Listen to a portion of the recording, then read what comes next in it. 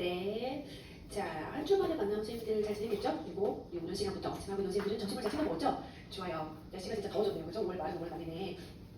자, 5월 말이 됐다는 거는 우리가 이제 완성반을 그동안 잘해왔다는 얘기겠죠. 그래서 시간이 가는 게 막 여러분 많이 좋지는 않겠지만 그래도 자연스럽게 잘 가고 있다 이런 생각하고 있고요. 우리가 이제 4주차잖아요. 그래서 파트 4의 4주차. 그러니까 이제 정말 끝내지만 완성반을 마무리하는 그런 주차인 거고요. 여러분들이 완성반 동안 정말 수고가 많았어요. 음악사를 우리가 쭉 했잖아요. 그렇죠? 고대 그리스부터 시작해가지고 정말 엄청난 시간이거든요. 20세기 후반까지 왔다는 거는 진짜 여러분이 아주 오랜 시간 동안 음악사를 공부를 했다는 거예요. 그러니까 이 음악사 기간이 조금 쉽지 않은 그런 기간이거든요. 여러분들이 이제 이 시기를 잘 온 것이고 그동안 이제 잘 해왔으니까 이 음악사를 잘 마무리를 하고 그 다음에 사실 마무리를 한다 해도 당연히 어느 정도의 구멍은 있겠죠. 여러분들이 얘를 한번 외웠는데 사실 얘를 완벽하게 기억하는 천재죠.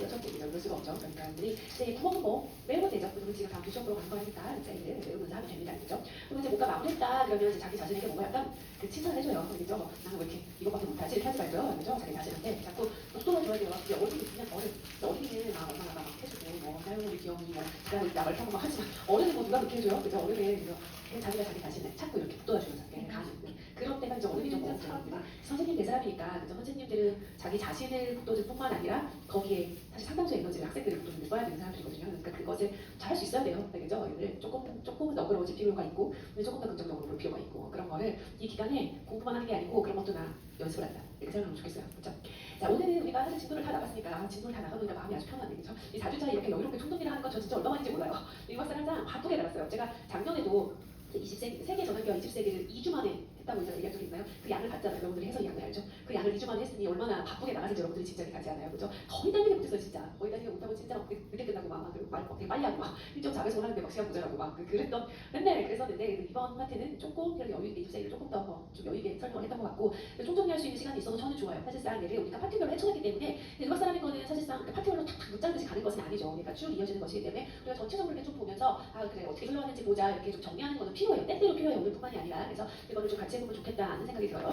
일단 여러분들이 이제 첫 페이지를 보시면 목차가 이렇게 딱 실려 있는 거를 볼 수 있는데 이 목차 세기는 여러분들이 사실 시험 보러 갈 때까지 이 모의고사 볼 때도 계속 하고 있어야 되는 작업이에요. 그래서 그 선생님하고 저도 그렇고 내가 서랍장에 넣는다는 표현을 많이 쓰잖아요. 그 서랍장에 걔가 아주 정리정돈이 잘 돼 있어야 돼요. 그래야 바쁠 때 딱 양말을 꺼내고 싶으면 어디를 탁 넣어서 양말 탁 꺼내서 빨리 신고 나가는 것이지 양말이 어디 있는지 모르면 걔를 찾는 데만 한참이 걸리겠죠. 그죠? 그러면 안 된다는 말이죠. 시험은 시간이 제한되어 있기 때문에 걔를 정해진 서랍에서 탁 꺼내지 않으면 일단 방황이 돼요. 그러면서 앞에가 뭔가 시간에 어떤 문제 쓰게 되면 그 뒤에 문제까지 계속 영향을 미쳐요 또. 그래서 얘를 탁탁 빨리 끊어내는 거 사실 굉장히 중요한 스킬이고 오히려 음악사에서 그 걔를 좀 빨리 꺼내잖아요. 서랍장에서 빨리 딱 꺼내서 어디 묻는 게 딱 정해져 있기 때문에 걔를 딱 쓰면 오히려 시간이 절약돼요. 그래서 오히려 여러분들 이론 문제를 푸는 데 거기서 또 시간을 좀 더 할애할 수 있어요. 확인하고 하는데. 그래서 여러분들이 얘는 굉장히 가지런히 정리를 좀 해야 되는데 문제는 내가 시기가 굉장히 많다 보니까 여러분들이 이제 그 주는 알죠. 그 주는 아는데 걔를 다 이제 섞어놓으면 모른다는 거예요. 지금까지는 제가 골든타임을 줄 때 그 주차의 내용만 주잖아요. 그래서 그러니까 여러분들이 그냥 알잖아요. 오늘 배운 내용 중에서 나온다니까. 이게 어느 식의 얘기가 아닐 거예요. 그렇지만 이제는 그렇지가 않아요. 여러분들이 이제 6월로 들어가면 얘가 이제 섞여 있단 말이죠. 모의고사, 당연히 실제 시험은 물론이고 얘가 다 섞여 있어요. 시대가 다 섞여 있어요. 그렇기 때문에 걔가 이건 지금 어디에 뭘 물어본다는 걸 정확하게 빨리 캐치하는 것이 필요한데 그러려면 이렇게 제가 써놓은 것처럼 목차를 여러 번 써봐야 돼요. 여러 번 때때로 써줘야 돼요. 한 번에 연다고 되는 게 아니라 지금은 여러분들이 알지만 이제 오늘 이번 주에 다시 좀 복습해보고 그 다음에 조금 지난 다음에 이제 여름에 또 한번 써보고 이렇게 모의고사 때 한번 써보고 이렇게 차근차근 써봐야지 얘가 좀 더 가지런하게 정리가 될 거예요. 자 봅시다. 그리고 사실 큰 서랍장이 정리가 잘 돼야 그 안에 세 분의 역도 정리가 될 거예요. 사실 큰 서랍장이 얘가 부분이 안 되는데 어떻게 그 안을 정리를 해요. 그래서 제가 보니까 정리를 잘하는 사람들은 어떤 큰 서랍 안에 큰 카테고리를 잘 정리를 한 다음에 그 안에도 또 이렇게 그 안에 이렇게 칸이 나눠져 있더라고요. 그죠? 그래서 다이소 같은 데 보면 조그만 칸으로 이렇게 분리돼가지고 이렇게 정리하게 돼 있잖아요. 그래서 어떤 사람들은 양말을 그냥 한 칸에 다 같이 집어넣는데 그리스부터 얘기를 했어요. 고대 그리스. 그래서 그리스에 대해서 얘기할 때 사실은 많은 걸 얘기하진 않았죠. 그렇지만 꼭 알아야 되는 중요한 몇 가지가 있다. 그랬죠. 얘는 사실 고대 그리스를 문제로 낼 적은 없어요. 지금까지. 그렇지만 모르죠. 그러면 처음 들지. 그렇죠? 그렇기 때문에 얘가 중요하지 않아서 하기보다 음악사 굉장히 내게 많기 때문에 아직 여기까지 순서가 안 한다고 봐요. 사실. 근데 여기는 그 내야 될 그런 얘기들 중요한 얘기들이 딱딱 있거든요. 그러니까 처음 낸다면 그런 애들을 물어보겠죠. 그런 애들이 바로 어떤 애냐면 악기 같은 거예요. 고대 그리스의 악기. 그렇죠? 그 다음에 그리스의 음악 사상과 관련된 거. 그러니까 이런 거 있잖아요. 음악과 수. 이런 얘기하면서 우리가 어떤 이론가를 얘기했죠? 피타고라스 맞아요. 그죠? 제가 맨날 음악 이론의 역사는 피타고라스부터 시작된다. 그런 얘기 하잖아요. 그죠? 피타고라스 얘기도 하고 그 다음에 우리가 뭔가 하르모니아 이런 개념도 얘기했죠. 그죠? 그래서 그런 개념이라든지 그 다음에 에토스가 관련된 거라든지 그러니까 뭔가 여기 음악 사상과 관련된 것들 그죠? 이런 것들 여러분들이 기억해야 되고요. 그 다음에 또 여러분들이 기억해 하면 좋겠는 것이 조금 더 세부적인 건데 조금 더 세부적인 걸 물어본다면 그리스인들이 생각했던 어떤 음계 시스템 그죠? 그 테트라코드와 제누스의 개념 있잖아요. 대환전 체계 이런 말들 기억나요? 우리 그런 거를 했었는데 상당히 오래됐죠. 왜냐면 2월 첫 주에 쓰니까 상당히 오래됐잖아요. 그렇죠? 이제 걔가 조금 더 디테일한 이론적인 내용이거든요. 그런 애들, 그런 것들을 여러분들 좀 기억해 놨으면 좋겠다. 그래서 중요한 항목들이 있다는 거 여러분들이 다시 기억을 되살리고, 그다음에 고대 로마는 사실은 그렇게 자세하지 않았죠. 왜냐하면 로마는 상대적으로 그죠? 중세인들이 마음이 걔를 자료를 보존해서 계승하지 않았기 때문에 사실은 로마에 관한 자료가 많이 없거든요. 그렇기 때문에 우리가 그리스를 훨씬 더 자세하게 가지고 로마는 그냥 넘어갔어요. 사실 역사에서는. 그러고서 이제 본격적으로 얘기하는 시대가 중세예요. 중세. 우리가 중세를 시기적으로는 언제부터라고 보통 얘기하죠? 몇 세기부터 몇 세기까지라고 제가 말한다면 5세기부터 14세기 맞아요. 그래서 우리가 그냥 1000년의 역사라고 그러잖아요. 이제 중세를. 그래서 이제 그 시기를 말한다. 그래서 우리가 중세에 대해서 얘기할 때 제일 처음에는 일반적인 특징을 얘기하죠. 그러니까 중세는 뭐 신중시대 사이고 시기는 어떤 시기고 옛날에는 그냥 중간에 끼인 세대 뭐 이렇게 미들 에이지란 말이죠. 중간 시대 이런 뜻이잖아요. 그래서 끼인 시대 뭐 약간 문화적 암흑기 뭐 생각했지만 요즘은 그렇게 평가하지 않는다. 뭐 그런 얘기부터 그죠? 일반적인 얘기를 하고 그다음에 중세는 사실상 정말 그 신중심의 사회죠. 그렇죠? 카톨릭 중심의 사회예요. 그래서 이제 그 뭐 카톨릭이 어떻게 그죠? 뭐 공인화가 됐고 국교가 됐고 뭐 이제 그런 얘기도 사실 처음에 제가 했어요. 중세 사회 이제 일반이 어떻다 이런 얘기를 일반적인 얘기를 먼저 한 다음에 그 다음에 이 중세 이론가를 얘기하는데 그 사람이 누구예요?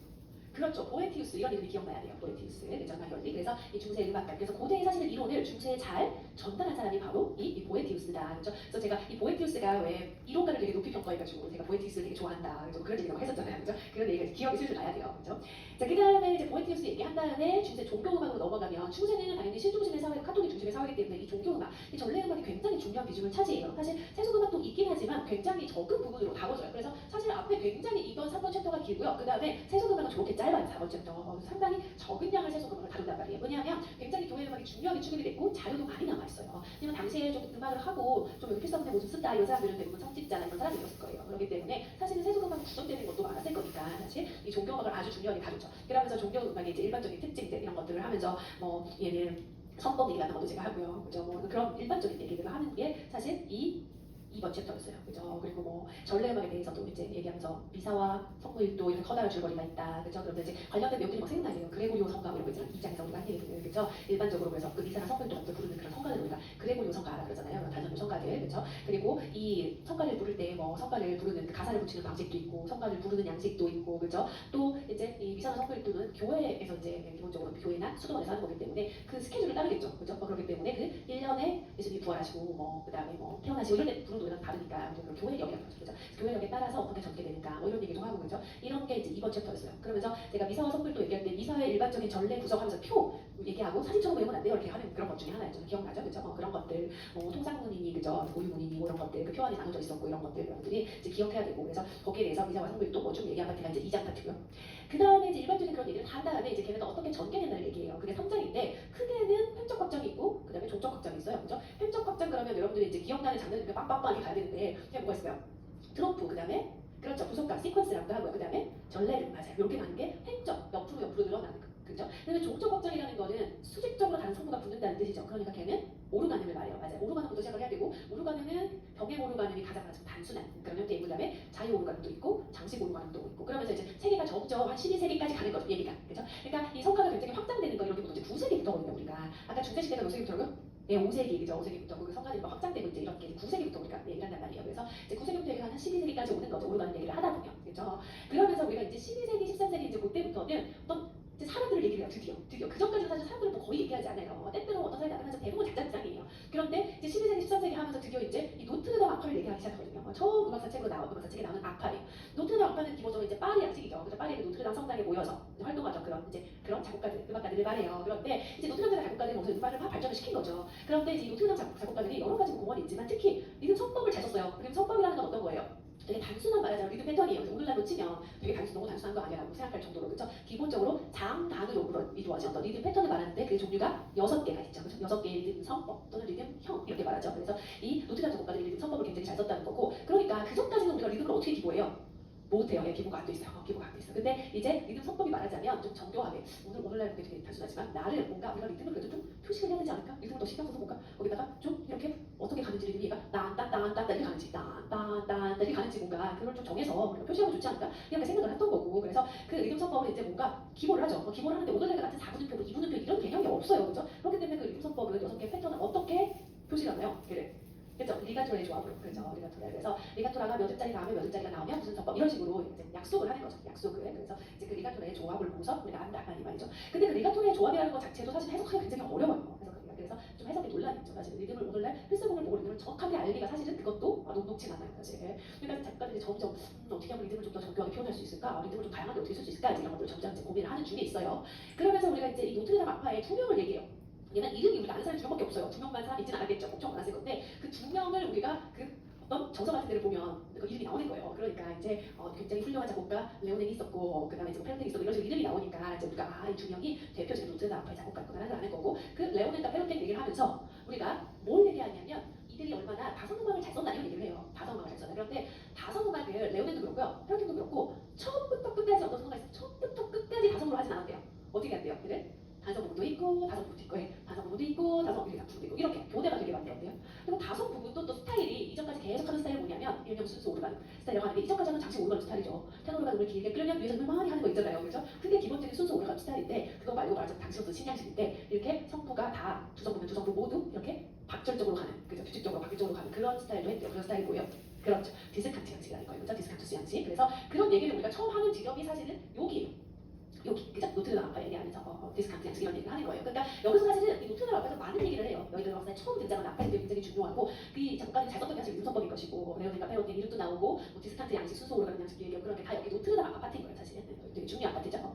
그러면서 우리가 이제 디스칸트 양식으로부터 줄줄이 얘기가 이제 계속 이어지는데 디스칸트 양식에 보면 사실은 얘가 그 삼성부에는 당연히 가사가 없어요. 그죠? 그러니까 아마도 그냥 모음으로 부르거나 뭐 테노르의 가사로 부르거나 뭐 그렇겠죠. 그죠? 우리가 그렇게 디스칸트 양식으로 된 부분을 클라우줄라고 하거든요. 클라우줄라. 그죠? 근데 클라우줄라를 사람들이 되게 좋아해가지고 거기만 따로 부르기도 하고 막 거기만 따로 작곡도 하고 막 그랬어요. 근데 걔가 이제 따로 떨어져 나오기 시작했는데 독립되는 들어있다 이렇게 말하죠. 근데 이제 아쉬운 점은 거기 상성부가 가사가 없다는 거죠. 그래서 사람들이 거기다가 윗서부에 가사도 붙여요. 따로. 뭐 그러니까 사실 그 테노르 가사 따로 가고 상성부 가사가 다 따로 가는 거죠. 알아듣기 되게 힘들었을 거예요. 그래서 여기 가는 건데 우리가 그런 작곡들을 이제 가사가 많이 붙었다. 그런 의미에서 무슨 장르라고 불러요? 그렇죠. 모테트라고 하는 거죠. 거기서 또 얘기가 줄줄 이어질 거예요. 사실. 그래서 그 모테트라는 장르가 이제 사람들이 너무 마음에 드는 거죠. 너무 좋아. 모테트 너무 진짜 기발하지 않아? 이렇게 하면서 되게 인기를 끈 장르죠. 그래서 아주 많이 작곡되고 이제 그런 장르가 모테트고요.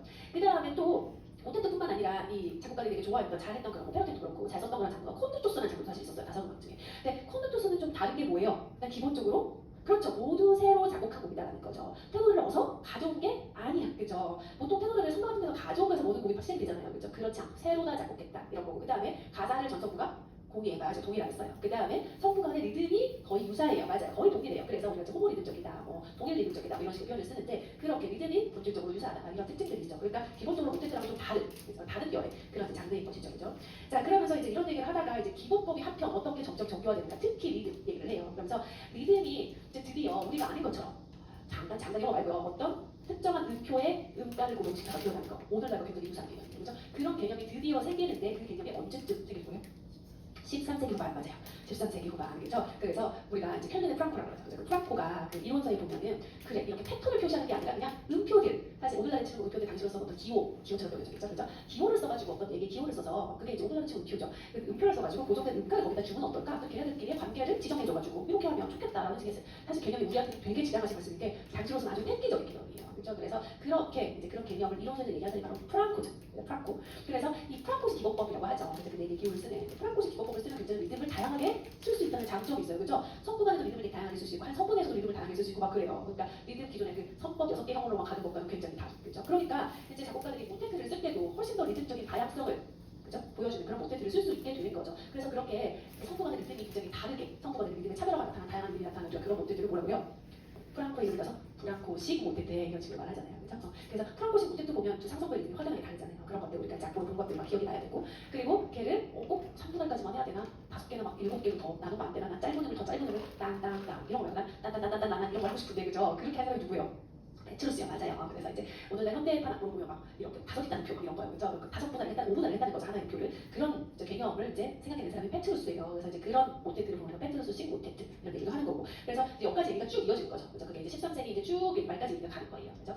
그러는 한편 이제 섬나라 저기 영국이 있어요. 그죠? 영국에서도 뭔가 다성음악이 발전하고 있었겠죠. 그런데 영국은 좀 스타일이 약간 달라요. 그죠? 그래서 그 대륙과는 조금 다른 음악을 했었고 그래서 그런 영국의 특징들 얘기하고 그래서 우리가 이제 이때 나오는 그 곡이 있어요. 맞아요. 그때 싱쿠쿠 그거 있잖아요. 그죠? 여름이 왔다는 거죠. 이제 여름이 오고 있잖아요. 지금 그죠? 요즘 같은 때 딱 좋은 거예요. 그죠? 그런 부분 이때 얘기하고 뭐 로타니 롯데루스니 뭐 이런 얘기한 거 그죠? 이게 욕이라는 거 여러분들 이제 기억해요. 그래서 제가 지금 쭉 얘기하는 동안에 사실은 여기까지 몇 세기까지 온 거예요. 제가 쭉 3세까지 저 했거든요. 여기 13세기 맞아. 13세기까지 온 거예요. 왜냐면 14세기는 따로 얘기한 거니까 끝에. 그래서 거기 따로 얘기한 거예요. 13세기까지 쭉 온 거예요. 근데 이제 여기서 얘기를 안 한 파트가 뭐냐면 이제 세속음악들이에요. 세속음악들은 사실은 세속음악은 예전부터 있었겠죠. 당연히. 그죠? 그러니까 어느 세기만 있지 않았겠죠. 중세 내내 있었을 거예요. 그죠? 그런데 이제 걔를 모아서 여기서 중간에 잠깐 얘기하는 거예요. 모아서 잠깐. 그래서 세속음악도 왜냐면 아까 말했듯이 자료가 많지 않아요. 그러니까 이제 걔를 따로 모아서 그냥 자장에서 잠깐 얘기하는 거죠. 그러면서 걔를 크게는 어떻게 나눠요? 성악과 기악가자 이렇게 나누는 거 기억나죠? 그래서 성악을 얘기하면서 뭐 투르바두르니, 뭐 트루베르니, 그죠? 뭐 민네진거니 뭐 이런 그죠? 용어들 막 여러분들이 사람들 막 기억나야 되고 기악음악은 더 적어요. 사실 기악음악 기본가 더 안 됐으니까 그죠? 그렇지만 이제 개론서에서 얘기하는 어떤 예시를 주는 그런 장르가 있는 그게 바로 말스탁이에요. 맞아요. 충곡이죠. 그래서 그 스탕트의 특징들 같은 거 얘기했던 거, 그다음에 악기 같은 것도 살짝 얘기하고 그죠? 그게 기악음악 파트고. 자, 그 다음에 이제 14세기를 마무리하자면 14세기는 조금 중세 끝자락인데 우리 나를 받은 사람들이 신예술이다, 그건 좀 다르다 이렇게 생각을 했던 그런 파트예요. 그래서 음악사에서 여기를 따로 떼는 거예요. 그래서 14세기의 프랑스 음악을 우리가 아르스 노바라고 그러고 그 다음에 이탈리아는 뭐라고요? 트레체토 맞아요. 아르스 노바, 트레체토 이게 이제 양쪽이라고 생각하면 되는데 그게 다 14세기 얘기예요. 그죠? 그래서 이 아르스 노바의 어떤 리듬적인 혁신 이런 얘기들을 했었고 그 다음에 아르스 노바의 대표 주자 누구예요? 뭐 비트리도 있고 그렇지만 더 비트리가 대표 주자는 아니에요. 사실 더 대표 주자가 있어요. 그렇죠. 귀염둥이 마쇼잖아요. 그죠? 귀염둥이 마쇼. 그죠? 마쇼가 있고요. 그 다음에 트레체토의 대표 주자 누구예요? 이탈리아.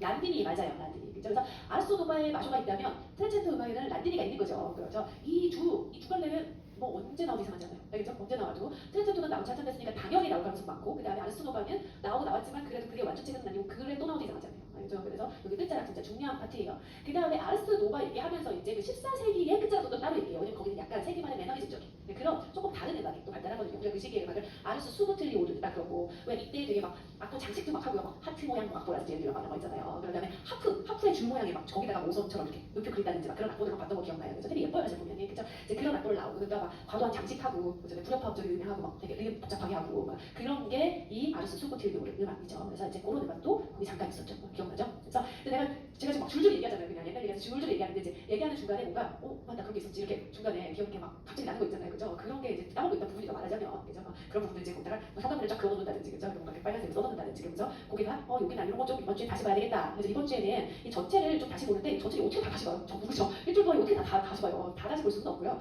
수업 시간에 오늘 표시해 놓는 딱 평범한 자료 10부분 있죠? 그 부분만 강의 자료를 다시 열어본다 생각해요. 알겠죠? 그 부분만. 자, 그래서 이제 중세기가 한참 했는데 왜냐면 중세기가 한참 할 수밖에 없는 게 길어요. 그러니까 1000년이나 돼요. 시기적으로 일단 그렇기 때문에 너무 길기 때문에 아주 많은 얘기가 있는데 음악 자체에서 굉장히 간추려 얘기하는 거예요. 사실상. 그래서 여기가 4년 동안 가는 얘기고 당연히 자주 출제되는 부분이에요. 그 다음에 이제 르네상스로 가면 르네상스는 15세기, 16세기예요. 여러분이 알다시피 그죠? 여기가 이제 15세기부터 시작해요. 그래서 15, 16세기 그게 다닌 거고요. 그래서 르네상스는 기본적으로 이 카톨릭의 신중심의 중세와 달리 인간 중심의 인본주의다 이런 얘기 있었고 르네상스의 어떤 부활시킨다는 거는 고대 그리스 로마의 거를 부활시킨다는 의미였고 그래서 어떤 그 그리스의 사상, 이론적인 저술들 이런 것들의 사실 관심이 되게 많았던 거죠. 그래서 그런 얘기도 했었고 시기 얘기하고 일반적인 특징 얘기하고 이제 그게 첫 번째 파트예요. 그러면서 이 르네상스가 구성이 어떻게 되는지 여러분들이 보시면 이렇게 되죠. 초기, 그 다음에 뭐 중기라고 할 수도 있고 전성기, 그 다음에 후기 이렇게 커다랗게 세 덩이예요. 세 덩이. 그러니까 서랍장이 크게 세 통이 있어요. 이렇게 세 개. 알겠죠? 그러면서 초기에는 전성기 후기인데 초기는 또 그 안에 칸이 두 개로 나눠져요. 이렇게 칸이. 그래서 칸이 어떻게 나눠지냐면 연극음악, 불고니한다. 칸이 이렇게 나눠져야 돼요. 알겠죠? 그래서 연극음악 우리가 항상 이제 먼저 얘기해요. 우리가 음악사에서 연극음악을 때때로 중간중간에 이제 이렇게 얘기하다가 자꾸 연극은 이렇게 얘기하고 또 이렇게 하다가 연극은 이랬는데 이렇게 또 하다가 연극은 이렇게 중간중간에 얘기해요. 그 중간중간에 나올 때가 있어요. 아까 그 13세기 다소nom을 얘기했는데 잠깐 나죠. 그렇죠? 그러다가 이제 또 이제 쭉 마스터가 하다가 그 다음에 15세기 되면 또 한편 연극은 그래서 막 건스톱을 얘기하고 그래서 쭉 가요. 그러다가 이제 또 쭉 또 이렇게 대륙 작곡가가 한참 얘기해요. 그러다가 또 어디서 얘기해요? 영국 국도에는 이러면서 이제 거기 그 개신교 얘기하는데 거기 또 이렇게 얘기하고 그다음에 바로 그 가면 또 가만히 있다가 또 바로 그 오페라는 그래서 영국 오페라 잠깐 얘기하고 이런 식으로 중간중간 영국을 살짝 이렇게 얘기하거든요. 주로 유럽 대륙을 얘기하죠. 우리는 그죠? 유럽 대륙. 그래서 제가 그런 얘기를 한 적 있잖아요. 우리가 서양 음악사라고 해서 제가 붙어 있는데 그 서양이 굉장히 사실 좁은 서양이라고. 그래서 서양 전체도 아니고요. 우리 사실 우리한테 당연히 미국 이런 데도 서양이죠. 당연히 우리 서양들은 미국부터 생각하잖아요. 근데 그런 역사가 아니고 사실은 유럽 중에서도 서유럽인데 그 중에서도 그 서유럽 대륙의 역사가 사실 거거든요. 왜냐면 그들은 일반적으로 주도 그랬기 때문이에요. 그래서 이제 그렇게 유럽 대륙 중심으로 가면서 중간중간에 영국을 얘기해요. 근데 이제 이 15세기 연극음악 여기도 영국이 등장하는 이런 파트예요. 그러면서 연극음악의 특징이 사실상 13세기 연극음악과 특징과 크게 다르지가 않아요. 당연히 그렇지 않겠어요. 그죠? 그런 이제 특징을 얘기하면서 얘기하는 게 작곡가가 던스터블이죠. 던스터블 여기 그 이름이 너무 어색한데요. 연극음악 던스터블 그죠? 그러면서 이제 여기 연극음악 잠깐 얘기한 다음에 이제 다시 이제 부르고니 공국 쪽으로 넘어오죠. 부르고니 악파는 그래서 이제 부르고니 막 지도도 제가 막 보여주고 부르고니 공국이 사실은 거는 꽤 넓은 땅이었고 뭐 실제로는 프랑스의 어떤 그 속하냐는 힘이 되게 셌고 뭐 이제 그런 거기서 음악가들을 많이 고용했고 막 그런 얘기를 했죠. 그래서 이제 부르고니 악파를 얘기하는 이게 이제 음악사에 나온 두 번째 악파예요. 그래서 아까 노트르담 악파 얘기했고 그다음에 부르고니 악파 이제 이렇게 가는 거죠. 그죠? 그래서 이 부르고니 악파에서 얘기하는 작곡가가 누구예요?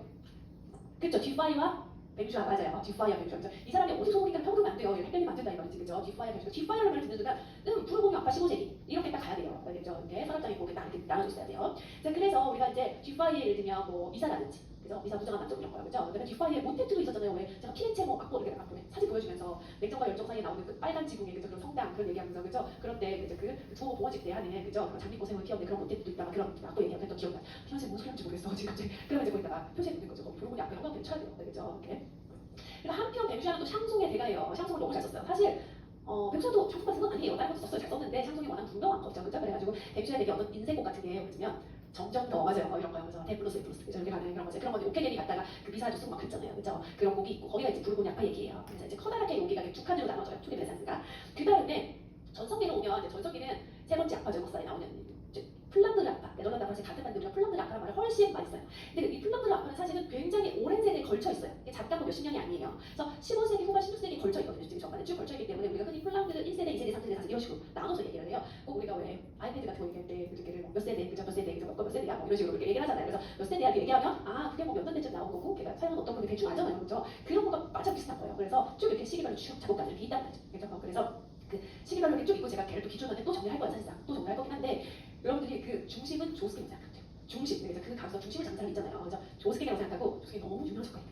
조스케 앞세대가 있고 조스케 세대가 있고 조스케 뒷세대 후배들이 있다. 이렇게 생각하면은 좀 쉽죠. 그죠? 그래서 그 조스케는 너무나 유명한 작곡가고 조스케가 이제 비슷한 시기에 활동한 그죠? 이런 작곡가들 조스케 세대 말하잖아요. 오브레크트 맞아요. 그다음에 이작 그죠? 조스케 오브레크트 할리 이작 이 세 사람을 그렇게 묶어서 설명하잖아요. 그죠? 그래서 제가 가기 전에 그 세 사람랑 같이 묶어서 설명을 했는데 그죠? 그리고 이제 그 앞에 세대가 오케이 같은 사람이죠 말하자면.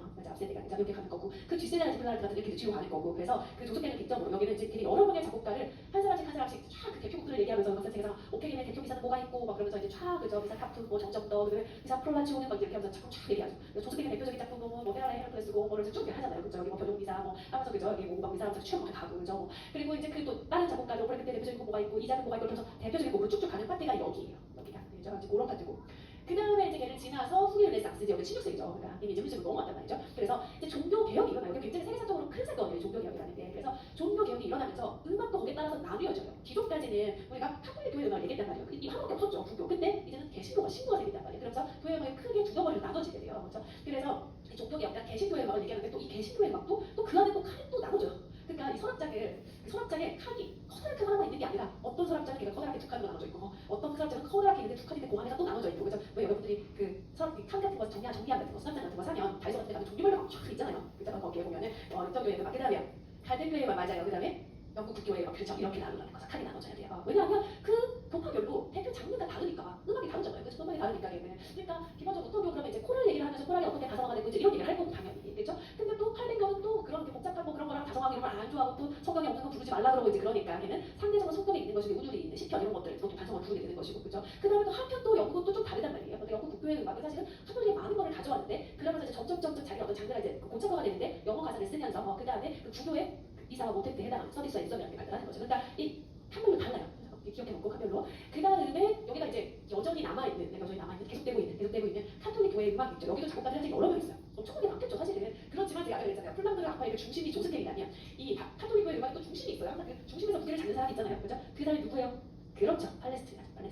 그래서 그 동시대인이 당연히 있죠. 동시대인들 제가 그래서 수업 시간에 다른 사람들이 너무 묻혀진 것 같아가지고 조금 뭔지 목사 공부하다 보면 안쓰러워요. 그런 얘기 했잖아요. 그렇죠? 근데 이제 팔레스타인이 있는 거고 이제 가장 유명한 우리가 중요하게 취급하면 오늘날 지금 국기 원탑이라고 해야 되나? 그런 사람이 있는 거고 그 다음에 다른 뭐 라쏘라든지 뭐 빅토리아라든지 그저 이런 뭐 어디 다른 작가든지 막 있는 거죠. 그렇죠? 다른 작가가 안 유명한 거 아니에요. 사실 라쏘나 더 굉장히 유명한 작가들도 다. 네, 그래서 이제 그들을 우리가 얘기해요. 그 다음에 이제 4장까지 얘기했어요. 4장까지. 그래서 크게는 초기, 전성기, 후기가 있다. 이렇게 하면 그 다음에 칸을 나눠낸다. 그 다음에 세속음악도 얘기하겠죠. 한편 세속음악이었는지 당시에 세속음악을 묶어서 얘기하는 거예요. 또 아까랑 똑같아요. 구성이. 그렇죠? 중세도 쭉 수선지까지 얘기한 다음에 한편 세속음악을 묶어서 얘기하잖아요. 세속도 마찬가지예요. 쭉 초기, 그 다음에 전성기, 후기를 쭉 얘기한 다음에 한편 세속음악을 이렇게 묶어가지고 얘기해요. 왜냐면 이때까지만 해도 세속음악이 그렇게 큰 덩어리는 아니에요. 음악상에서. 그렇기 때문에 이제 여기 5장에서 또 얘기를 하는 거죠. 그런데 여러분들이 이제 보면 거기가 아까랑 중세랑 구성이 조금 달라요. 비슷한 듯하지만 달라요. 구성이. 아까는 이렇게 돼 있었거든요. 세속음악 파트가 파란색으로 동그라면 요즘 여기 달렸어요. 요렇게. 그러면 세속음악 그려서 성악음악, 기악음악 이런 식으로 묶여져 있었거든요. 근데 이제 얘를 어떻게 하고 있어 보니까 그렇죠. 세속 노래들 그다음에 기악음악. 챕터가 나눠진 걸 볼 수 있죠. 그만큼 중세보다 덩어리가 커졌죠. 바로 그만큼은 아니지만 이렇게 나눠씩 커지거든요. 이렇게 이제 나눠져서 이렇게 두 개의 파트로 이렇게 가고 있는 거를 볼 수 있죠. 이렇게 그죠? 그래서 세속음악 세속 노래 얘기하고 악기, 기악음악 따로 얘기하는데요. 세속 노래들은 어떻게 얘기했는지 기억나요? 얘도 이제 또 그 안에 칸이 있어요. 그러니까 음악사 서술할 때 그냥 마구잡이 서술할 수 없잖아요. 그러니까 항상 그 안에 이제 음악사 서술하는 사람들이 요 파트라고 어떻게 카테고리를 할까? 그 사람들을 짜는 거죠. 그래서 여기는 그래.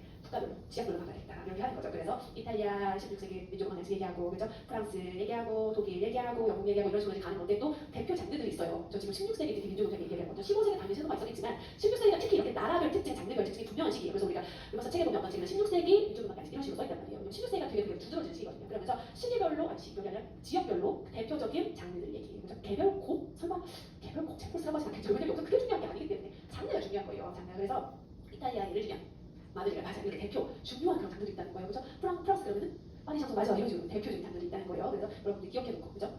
그 다음에 이제 악기들 얘기를 해요. 악기들 얘기를 한 다음에 기하음악 얘기를 하는데 기하음악도 보면 여기서 사실 제가 여기 안에 하나하나 써놓지 않지만 또 기하음악 내에서도 또 칸이 있어요. 칸이 여기는 지금 칸이 몇 칸이에요? 기하음악은 칸이 이게 수납함이라 그러면 수납장이라 그러면 네 칸으로 나눠줘야 돼. 네 칸. 그렇죠? 우리가 얘를 그렇게 말하잖아요. 르네상스 기하음악의 네 가지 유형 이렇게 말하잖아요. 그렇죠? 왜냐면 아직 대별 장르가 아직 정립되기 이전이에요. 기하음악은. 기하음악의 대별 장르들이 하나씩 이렇게 쏟아져 빡빡 협주곡 이런 식으로 서곡 이렇게 정립되는 건 언제예요?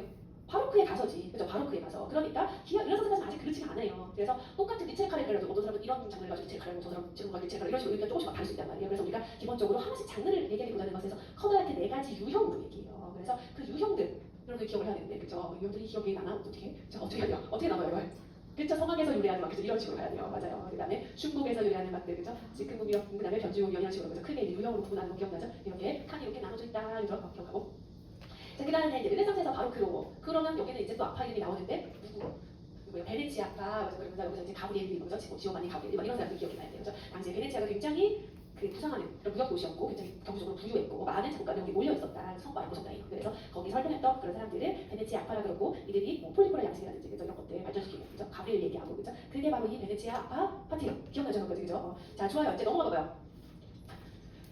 자, 이런 식으로 시험들이 어째 나올려나 이런 생각할 수 있는데 할 수 있어요. 얘가 뒤에 사실 문제는 금방 풀 수 있거든요. 그런데 얘가 사실 이 목차에 이 서랍장 정리하는 게 가장 중요해요. 그렇기 때문에 제가 일부러 좀 천천히 설명하는 거예요. 여러분들 기억도 할 겸 특히 뒷부분은 제가 이렇게 하나씩 설명할 필요가 없을 것 같아요. 20세기는. 왜냐면 스타트 4 했으니까. 지금까지 했으니까. 근데 여기는 되게 앞부분이거든요. 사실은 여러분들 이거는 2월달에 했던 거란 말이에요. 그러니까 이게 기억이 가물가물하잖아요. 그래서 제가 좀 일부러 좀 그죠? 천천히 설명을 했고요. 자, 그 다음에 이제 바로크로 넘어가면 그 르네상스의 음악 머릿속에 있는 상태로 내가 있는 상태로 잘 봐봐요. 바로크 가면 일단 벌써 목차 자체가 달라요. 바로크 가면. 그죠? 여기 바로크는 되게 말하자면 새로운 양식이에요. 당시로서. 그러니까 성법 쓰다가 조선으로 가면 되게 새로운 그런 부분이고 여기가 목차부터가 벌써 되게 다른데요. 여기는 바로크 지금 어떻게 구분되는지 봐봐요. 바로크 여기는 뭐 당연히 섞어지는 일반적인 특징 여기 하는 부분이고 어떻게 나눠져요? 목차가 벌써 성악음악, 기하음악 이렇게 되잖아요. 그죠? 이전까지 르네상스는 어떻게 하고 있었냐면 거의 르네상스가 초기, 전성기, 후기 이렇게 하고 그 다음에 세종문화 기하음악 따로 이렇게 해요. 그죠? 이렇게 되었잖아요. 근데 이제 그게 아니라 이제 그런 식으로 막 교회음악 중심으로 해가지고 막 한참 뭐 비상으로 얘기하고 그렇게 하지 않겠다는 거지. 그렇게 하지 않고 이제 크게 그냥 두 개로 나누겠어 이거예요. 크게 두 개로 나누겠어. 현대는 그래서 하나는 성악이고 하나는 기하다 이렇게 하는 거죠. 그죠? 그래서 성악음악, 기하음악 목차가 훨씬 간단해져요 사실상. 그죠? 그러니까 얘는 사실상 시기별로 가는 게 아니죠. 아까 르네상스가 사실 시기별로 가잖아요. 이렇게 초기, 전성기, 후기 순서도 그렇고 시기별로 이렇게 쭉 14세기까지 14세기까지 가잖아요. 근데 여기 이제 더 이상 시기별 얘기가 아니에요. 일단 시기가 되게 좁아요. 여기는 바로 보면 시기가 언제예요? 아이고 그렇죠. 17세기 그렇죠. 17세기에서 그 다음에 18세기 뭐 말하자면 전반이죠. 딱 1750년으로 나누기는 어렵지만 그러니까 한 150년밖에 안 돼요. 여기는. 그러니까 굳이 뭐 구하는 시기별로 이렇게 뭐 갈 것도 없고 이렇게 뽑아서 설명을 하는 거죠. 다시 묶어서. 그래서 거기서 성악, 기악 이렇게 얘기하겠어 라는 거고 그 다음에 성악은 크게 또 성악이라는 그 카테고리가 이렇게 나눠져요. 성악은 아파트가 서랍장이 지금 이렇게 나눠지는데 서랍장을 짠다면 글쎄요. 제 머릿속에 저는 서랍장을 짠다면 이렇게 짠 것 같은데요. 지금 그 서랍장 그러니까 제가 다니셔서 서랍장 바로 그 성악과 서랍장을 산다 할 때 그러면 저는 이렇게 생긴 서랍장을 살 것 같은데 일단 얘가 이렇게 이제 크게 세 개가 있는 다음에 그 다음에 여기가 또 이렇게 나눠지고 이런 걸할 거예요. 저는 그래서 가장 큰 덩어리가 누구냐면 여기 가장 큰 칸이 많이 필요해요. 여기가 이제 두 개죠. 오페라 파트요. 네 맞아요. 오페라 파트를 하고 사실 근데 오페라도 이번에서 또 칸이 이렇게 좀 나눠지긴 해야 되는데 여기서 이렇게 사실 이렇게 나눠지는 칸이 있으면 더 좋죠. 사실 이런 거. 그 다음에 오라토리오 칸이 있고 칸타타 칸이 있어요. 그 다음에 여기 카톨릭 종교음악, 무토교음악 이렇게 나눠지죠. 저 같은 요런 서랍장을 할 거거든요. 그래서 머릿속에 이렇게 칸이 있었으면 좋겠고 이 오페라 파트가 되게 큰 파트예요. 사실상 오페라가. 그래서 오페라를 그냥 다 나눠서 또 무지간이죠. 거기를 지역별로 이렇게 나눠서 이탈리아 오페라에 프랑스 오페라에 영국 오페라, 독일 오페라 그죠? 이렇게 칸을 나눠놓으면 훨씬 더 내가 머릿속으로 이렇게 일본이랑 이렇게 갈 것이고 사실 이탈리아 오페라도 또 그 안에 칸이 있으면 더 좋은데 그죠? 그 안에도 이렇게 지역별로 이탈리아도 지역별로 초기 피렌체 오페라 이렇게 하네. 그 다음에 뭐 로마 오페라, 그죠? 베네치아 오페라, 나폴리 오페라 그래서 이런 식으로 지역별로 그 안에 또 나눠주면 더 좋겠고 이렇게 가는 거죠. 그 다음에 프랑스 오페라는 우리가 이제 여기 바로 그 프랑스 오페라 얘기할 때 프랑스는 막 지역별로 막 더 나눠서 얘기하지 않죠. 왜냐면 이탈리아처럼 이탈리아가 가장 오페라가 발전한 지역이고 그 다음에 상대적으로 다른 나라들은 이탈리아보다는 발전도 좀 늦고 그래갖고 주요 정보가 그렇게 많지가 않거든요. 그래서 프랑스 얘기하면서는 우리가 누굴 얘기해요? 그렇죠. 윌리를 얘기해요. 그래서 소적들이 얘기하는 파트고 근데 영국 오페라 얘기하면서는 이제 누구 얘기해요? 버셀 맞아요. 버셀 그래서 디도 아니았어 그죠? 이런 식으로 얘기하는 파트가 이제 영국 오페라 더 조금 있고 그렇죠. 그 다음에 독일 오페라 얘기하고 독일 오페라 계속 되게 짧게 얘기해요. 독일 오페라는 되게 유명한 막 아리스토텔레스를 일단 작품을 얘기할 만한 그 정도 유명한 그런 작품이 없으니까. 그죠? 그 다음에 오라토리오 칸이 있죠. 오라토리오 칸. 거기는 오페라 같은 어떤 일종의 그드말인데 좀 성격이 다른 것이 일단은 종교적인 내용이고, 그죠? 그 다음에 무대 장식이나 인상 같은 거 안 하고 대신 나레이터 있고, 그 다음에 합창 감정 이런 식으로, 그죠? 그 내용이 좀 다르잖아요. 그죠? 이제 그런 오라토리오 칸이 있고, 그 다음에 또 칸타타도 17세기 전반부터 해서 쭉 발전되어가는 양상이 있단 말이에요. 사실은 칸타타 곡이 되게 많아요, 사실. 그래서 그 초기에 되게 단순한 그런 노래들, 주로 이제 독창자 한 명이나 뭐 이렇게 독창자들 몇 명 있고 계속적으로 반주가 그런 단순한 애들부터, 그렇죠? 저기 이제 나폴리 오페라 대표적인 거고요. 스칼라티, 그죠? 스칼라티의 칸타타. 막 있고, 그 다음 칸타타 되게 많잖아요. 스칼라티 칸타타가 되게 어려웠잖아요. 그래서 거기서 칸타타가 정형화도 되고 이러고요. 그 다음에 칸타타가 이제 다른 나라들로 이렇게 퍼지면서 그 종류나 그 스테이지 같은 게 다양해진단 말이에요. 그러면서 이제 독일의 교회 칸타타 이제 이런 식으로 이제 얘기가 가니까, 그러니까 사실 이렇게 가지가 이어지는 거기 때문에 이 칸타타에도 주의가 있어요.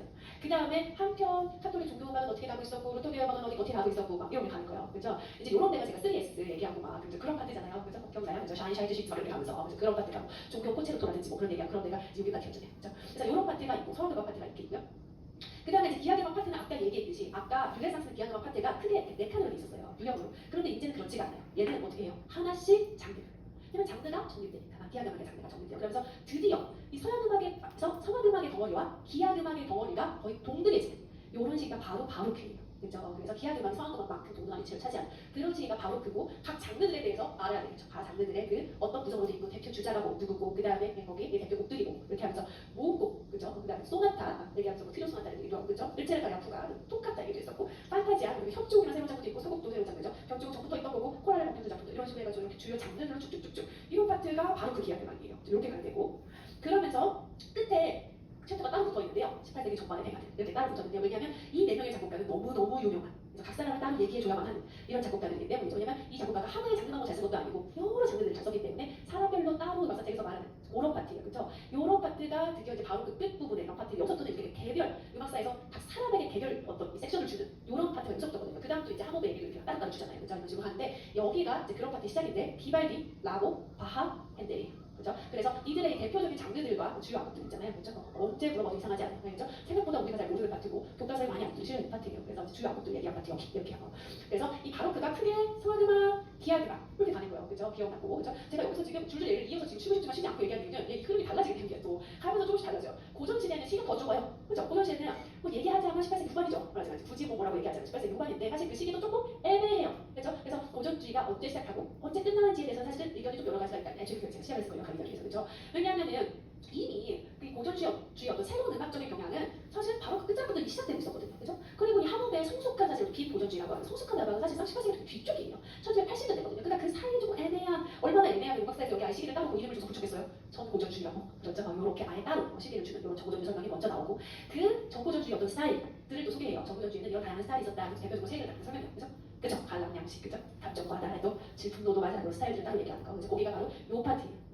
그러면서 고전주의 음악을 일반적으로 어떤 특징을 가진다, 지금 것들을 전반적으로 설명을 하고, 그 다음에 봐봐요. 커다랗게 지금 덩어리가 여러분 보다시피 커다랗게 덩어리가 역시 성악과 기하예요. 똑같아요. 그런데 목자가 더 간단해요. 왜냐하면 여기 C가 좁기 때문에 우리가 주역의 세 작곡가의 음악을 얘기하거든요. 딱 한 몸의 얘기예요. 한 몸의 음악을 세 명만 누구 얘기하진 않죠. 뭐 슈타르트 얘기하고 뭐 다른 작곡 얘기하지만 주요 작곡가는 3명이라는 말 있고, 그 다음에 봐봐요. 순서가 또 다르네. 그렇죠? 순서가 바로크랑 보니까 뭐가 달라요? 그렇죠. 이제는 기하부터 얘기해요. 그렇죠? 바로크는 성악부터 얘기했잖아요. 그래도 그래서 오페라도 설명했잖아요. 그런데 이제는 아예 기하부터 설명해요. 그러면서 얘가 이렇게 이제 바뀐 거죠. 얘가 저쪽 앞으로 막 그죠? 그다음에 저기가 아래로 이렇게 스위치가 됐어요. 그래서 기하부터 얘기하는데 기하를 실내악, 교향곡, 협주곡 이렇게 커다랗게 나눠서 얘기하고, 그죠? 그 다음에 성악음악은 어떻게 얘기해요? 여전히 오페라가 첫 번째 칸이에요. 아까도 오페라가 칸이 제일 컸잖아요. 그죠? 당연히 오페라가 당연히 커다란 칸이고요. 그 다음에 교회가 조그맣게 얘기하고 가곡 조그맣게 얘기해요. 사실 이 칸이 아주 짧은 칸이 필요해요. 사실 교회보다. 그렇죠? 이렇게 가는 거고, 고전주의 어떤 오페라다. 고전주의 오페라다. 벌써 딱 누가 생각해요? 모차르트, 그죠? 그죠? 모차르트. 모차르트 오페라 부파도 잘 써, 오페라 세리아도 잘 써, 그죠? 진주길도 잘 써. 이런 작곡가가 모차르트잖아요. 그죠? 모차르트의 우리 오페라 세리아, 부파, 진주길 다 얘기하고, 그 다음에 뭐 글루게 오페라 얘기하고 이런 거 얘기하는 파트가 다 여기 있잖아요. 그죠? 연결돼 있는 거고.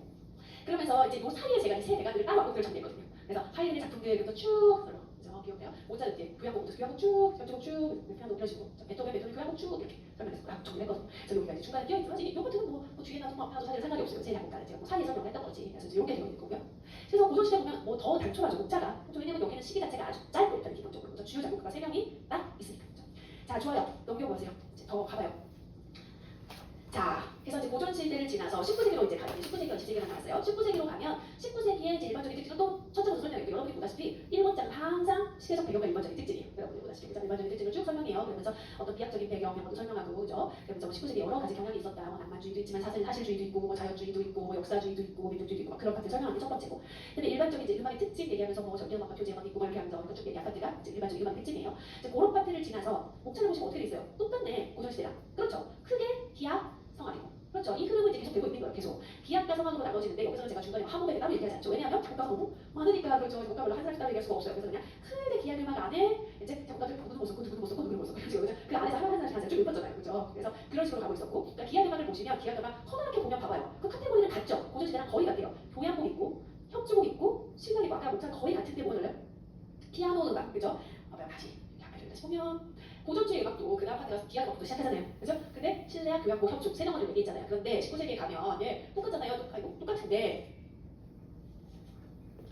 기악 음악 성악음이 크게 돼. 그 다음에 교향곡, 협주곡, 실내악, 그 다음에 피아노 음악을 따로 빼서 설명하잖아요. 왜냐하면 19세기는 진짜 피아노 음악을 많이 발전을 시키니까. 그래서 따로 얘기하고 이렇게 피아노 음악이 따로 빠져나와서 굉장히 개량되고 19세기에 어떤 그런 잘 피어나고 낭만주의 스타일 잘 피어나고 악곡도 되게 많고 그런 시기가 19세기니까 이렇게 해서 기악 음악을 설명하고 각 작곡가별로 쭉 대표곡들을 얘기한 거 알죠? 그죠? 교향곡의 어떤 슈베르트, 멘데스도, 슈만, 브람스, 그 베를린 스위스트 이런 식으로 협주곡도 사실 그 작곡가들의 대표곡들을 얘기했죠. 멘데스도 바이올린 연주곡 있고 뭐 첼로, 뭐 슈만의 첼로 연주곡 있고요. 뭐 그렇죠? 브람스의 바이올린 연주곡 있고 이런 식으로 이제 쭉 대표곡들, 그죠? 리스트의 피아노 연주곡 있고 이런 식으로 작곡가별로 쭉 얘기하고 실력도 마찬가지죠. 그죠? 슈베르트의 뭐 현악 사중주 있고요. 뭐 피아노 중주 있고요. 그렇죠? 뭐 브람스의 뭐 피아노 중주 있고 이런 식으로 곡들을 쭉 얘기했죠. 피아노만 얘기해서도 작곡가별로 쇼팽의 뭐가 있고요. 멘데스의 무언가 있고요. 뭐 리스트의 뭐가 있고 이런 식으로 작곡가별로 사실 내가 여기다가 동그라미를 일일이 써놓지 않은 것이지 이 작곡가들이 가는 얘기를 사실 이 파트마다 하고 있는 거죠. 그래서 크게 이렇게 장르별로 얘기하고 그다음에 성악음악도 가면 성악음악 여러분들이 아까 계속 그래요. 사실 아까부터 고전도 그렇고 19세기도 그런데 성악음악 서랍장에 있으면 가장 큰 파트는 누구예요? 가장 큰 공간을 차지하는 애는 오페라예요. 항상.